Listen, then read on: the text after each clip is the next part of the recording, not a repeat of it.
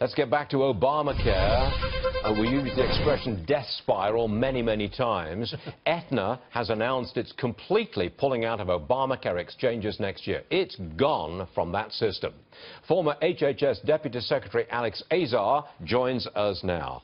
Alex, I think Obamacare's dead. I've said at the top of the show, top of the hour, stick a fork in this thing. It's done. It is finito. It is kaput. Goodbye. Sayonara. Anything to add? Well, it's certainly circling the drain. I mean, the Obamacare plans are following the laws of economics, okay? First, if you're running an insurance company, you got to be able to make money. To make money running an insurance company, you have to be able to predict risk. The Obamacare system has made it impossible to predict risk. You don't know who's in your plan until 6 to 9 months into running it during the year. The government has these unpredictable reinsurance programs behind it.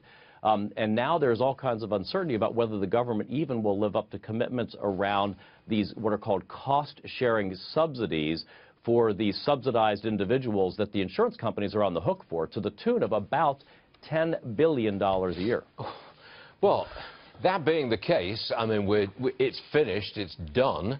What about those people who rely on these exchanges and Obamacare to get some kind of health insurance? What happens to them?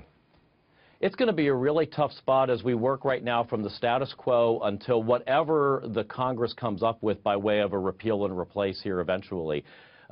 So right now you've got 1/3 of Americans have a choice of only one plan. You're going to have increasing numbers of markets where there may not even be a plan. I mean, the Aetna pullback doesn't cause that, but it's still quite significant.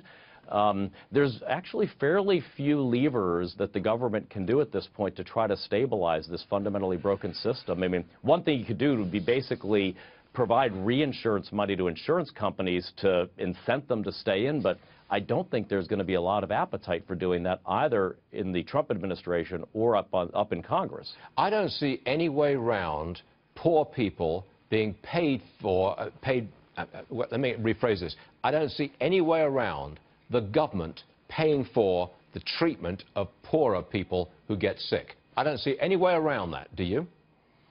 Well, we do that through Medicaid, through our state children's health insurance program, even through the Republican plan that passed the House.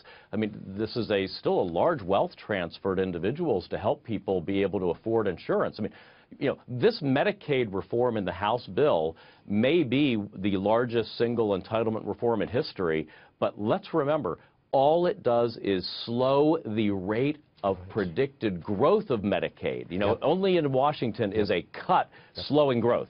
You're right. I mean, I see a creep towards socialized medicine on a much larger scale. It's going to be awfully difficult to roll that back. Alex, I'm sorry to cut it short. I know what a complex situation this is, but we appreciate you coming on board and siphoning it down for us. Thank you, sir. Appreciate it. Thank you.